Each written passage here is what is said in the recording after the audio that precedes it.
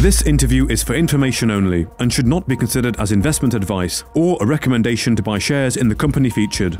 Welcome to this Stockbox interview.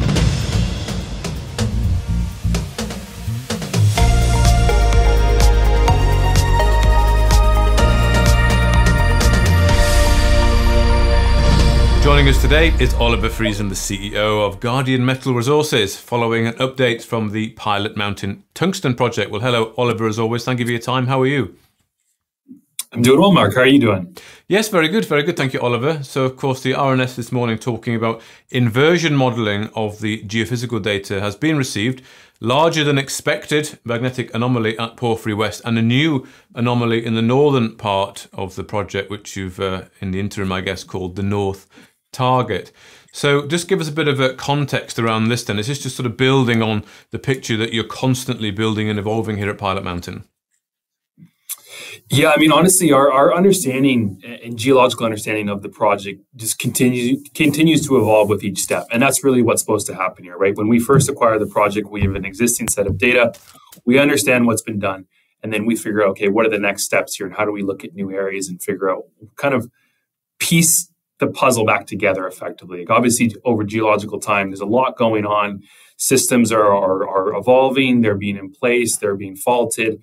And it's our job now as geologists and as explorers and developers to go back and kind of piece it all together. So with each subsequent bit of work that we do, we gain a better understanding as to what this all looks like and what maybe it all looked like, 80, 90 million years ago. So it's the data that we collected now, the inversions, that was another important step. We started with the 2D data over Porphyry South that identified a magnetic target there.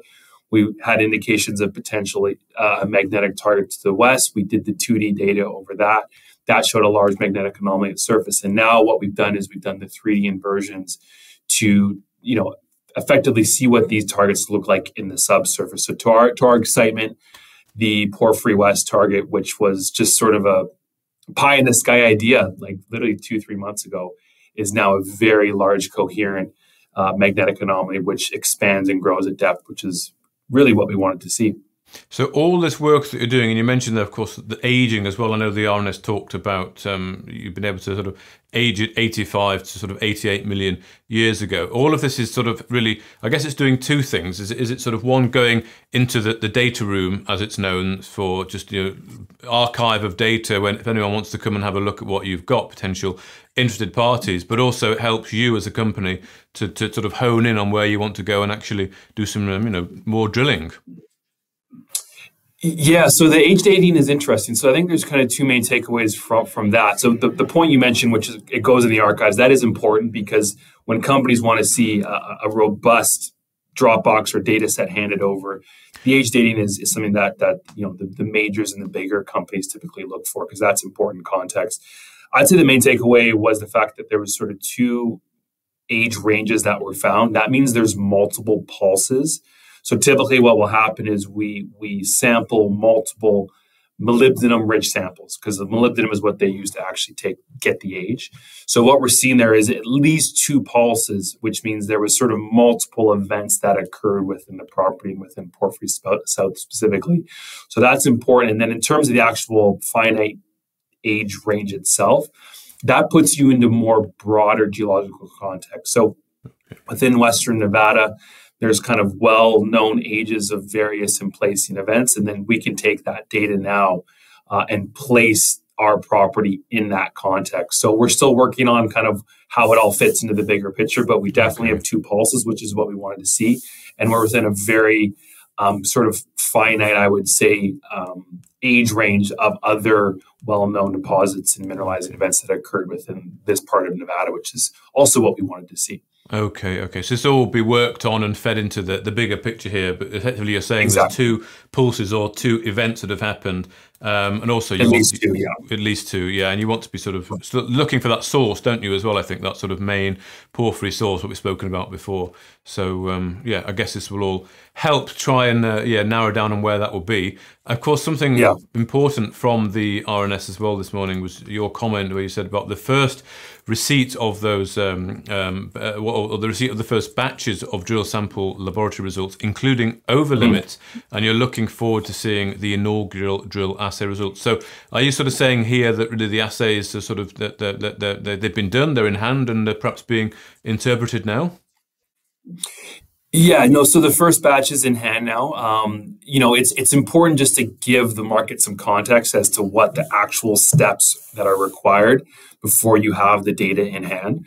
Number one, it's a busy period at the lab. The summer is always very busy, so that causes delays right off the hop. And then there's other things that kind of push that timeline out. So what we wanted to be clear to the market is, this is the timeline. We put out the Garfield rock sample results about 2 weeks ago. That was, those were submitted about 2 weeks before the first drill core samples, I believe. And then, if there's over limit assays as well, that's another potentially 2+ weeks, right? So we're just trying to be really transparent with the market and say, hey, this is the normal process. This is how it works. And then once we have the data, that's when the real work actually begins. And it's a lot of hours that go into understanding the data, taking all the spreadsheets and tying them together, QA/QCing the data to make sure that all the umpire samples we put in there all check out, and the lab sort of did the job that they were supposed to do. So it's a lot of work, but what we're saying to the market is that we're in receipt now, including the over limits. And now it's just a process of working through all that data and then putting it into a form that's releasable to the market. So it's most of my time right now is going towards getting all that data, putting it all together. There's a lot of checks and different steps in place. Okay. But I just want the market to know that we're working vigilantly behind the scenes here to get that all sorted and then out as quickly as we can here. So you've had the results back from that first batch personally now, and I guess you and Dr. Carter are interpreting them, and will make an announcement when you've gone through that process. Yeah, exactly. So as soon as those come in, I kind of drop everything else and I go, okay, these are obviously, we need to prioritize this. Right. So that's what we're doing now. And then, the point we're making here is, well, this magnetic work we've been doing, the inversion data, that's been going on in the background, right? And this is just another sort of string in the bow, so to say, of Pilot Mountain here. And here's another target, actually 2 targets that are very, very enticing, and certainly is a standalone release in its own right. So that's another sort of really exciting piece of news today. And then just to highlight to the market that we're working diligently behind the scenes here with all the assays we've received in hand to put it in a form that's releasable to the market. Excellent. Okay, and over-limit is effectively it's over-limit, so it needs sort of re-assaying to get the actual number. It's too big to sort of determine. Is that what it means?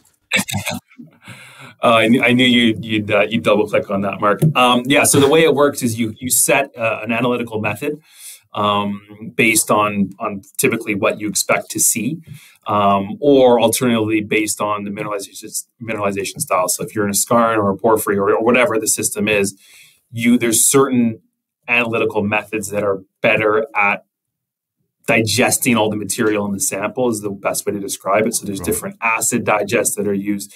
So we set a suite of analyses that are actually defined by the engineers. They're the ones who kind of manage that, because a lot of these assays will be used in the upcoming PFS. So what will happen is if a certain element breaches the limit of that assay technique, then the lab will come back to us and say, okay, do you want to run over limits?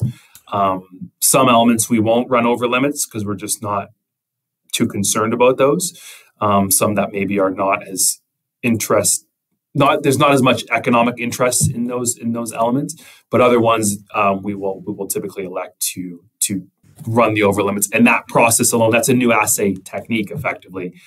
So that can take a couple of weeks time. So I'm just trying to let the market really understand, especially the retail participants who haven't gone through the assaying procedure themselves, what this actually looks like and what the steps are. And then once we have the data, what do we do with it? And then you have to create cross sections and plan maps, and it's a very involved process. But just keeping the market apprised as to the status we're at right now and kind of where we're going from here. Okay, good. Well, you certainly set the scene on what's taking your time at the moment, so we can await you get back to work and get announcing that when you can. Anything sort of still going on site, either lab wise or on the ground at Pilot Mountain? Drilling still ongoing. That hasn't stopped. So that's important progress, and I think we're definitely over 3 months now of drilling, which is exciting. And the results that we have in now, the important thing to remember is that is just the start.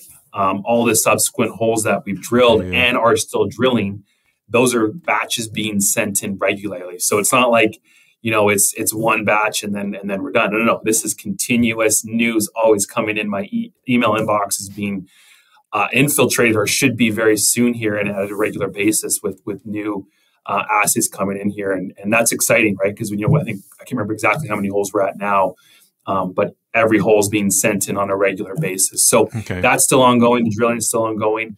The baseline environmental, that's still going. That's to support the required permitting, advanced stage permitting for this project.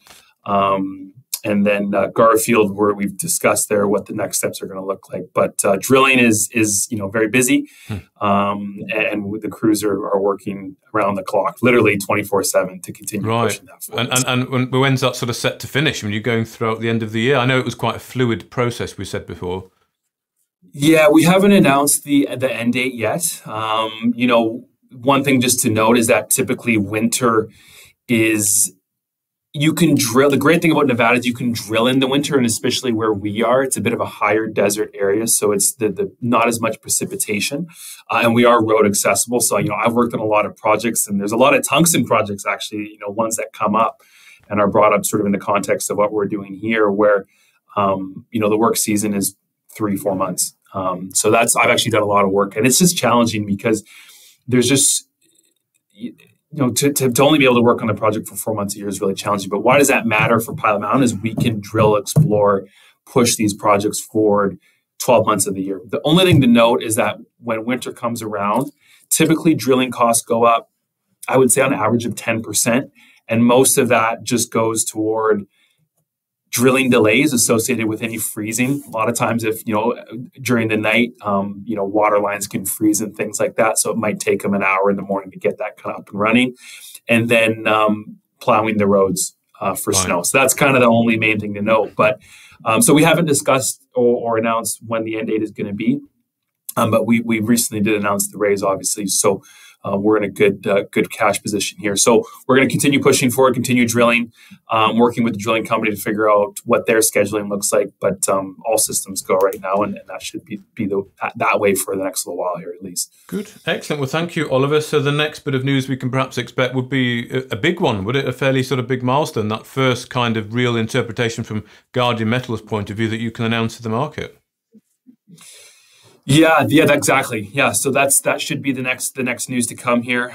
There's a lot going on across the business. Commercially, things in the tungsten space are getting really, really interesting. I tweeted a few days ago about the setup here, the macro setup, and we've been, and myself personally, I've been pounding the table about the setup that is currently, coming forward here in the tungsten space, and each sort of subsequent news item continues to support that thesis. So we think we're perfectly positioned here, owning this project, which is believed to host the largest undeveloped tungsten deposit on U.S. soil. Antimony export bans came into effect quite recently, and we've seen what that's done to the antimony space. Everyone's trying to find antimony projects now. And I think I saw 3 or 4 news releases in Canada yesterday of companies scrambling to find antimony. That's what happens when these metals, when these very transformational events happen. And there's been some really interesting rumblings about what metal could be next. Now, obviously not saying that tungsten will be that metal, but the speculation that I've seen so far across multiple news sources and even some Chinese news sources is that tungsten will be the next domino to fall, so to say. So even if that doesn't happen, I think it really highlights the fact that, there's a lot of questions in the broader market right now, I would say. But I think what really has stayed true, and the thesis that has really started to shine here, continues to shine, is the fact that we need to reshore the supply chain of, in particular, defense metals. And there's very few defense metals that fall into that category. antimony, one of them being really important, and we've seen what's happened there. And tungsten, I would argue, is as important, if not more important, considering that China controls 86% of total global supply. So macro, commercial developments as well, those are all pushing forward in the background as well. And we'll announce anything relating to those as soon as we can. Good. Yeah, I did notice those articles. One was Bloomberg there about the ammunition investments hitting 5 billion since 2022, and then from Atlantic Council, the government should build a resilient resource reserve for wartime and peacetime. So I guess, and you forgive me, I forget the name of your lady on the board, but I guess you're working, or she's working hard on that angle of the business. Absolutely. Yeah, no, there's a lot to be done there. There's a lot of outreach that still needs to happen, believe it or not. But a lot of the work is now being sort of done for us. CNBC actually put an article saying that tungsten could be the next metal to fall. So the mainstream media is starting to pick up on this stuff. But I think the mainstream retail audience hasn't really understood how to get positioned for that. And, if you want exposure to U.S. made in America tungsten, as far as I know, we're the only publicly traded company. So that puts us in a really unique boat. And if I just quickly, before we sign off here, Mark, I just want to talk about that north target just really briefly. And it's a bit of a technical story there. But what's interesting is we run multiple inversion models when we get the 2D data. And I'm going to do a technical video actually today or tomorrow, and I'll talk about that in a bit more detail. But anyways, that north target, which lines up almost perfectly with the really strong chargeability anomaly we found in the IP, is something to definitely keep an eye on. And that certainly surprised us, and we're going to get some boots on the ground there. So macro, commercial updates, drilling, we're ongoing. There's a lot going on. It's going to be really exciting. And I've been saying it's going to be a real exciting summer, and it has been. But I think the fall here in this last quarter of the year is going to probably hopefully be the most exciting, and the business will be the busiest it's ever been. So a lot going on and a lot to look forward to. Good. Well, thank you very much as always. Of course, Oliver Friesen, the CEO of Guardian Metal Resources. Thank you, Mark.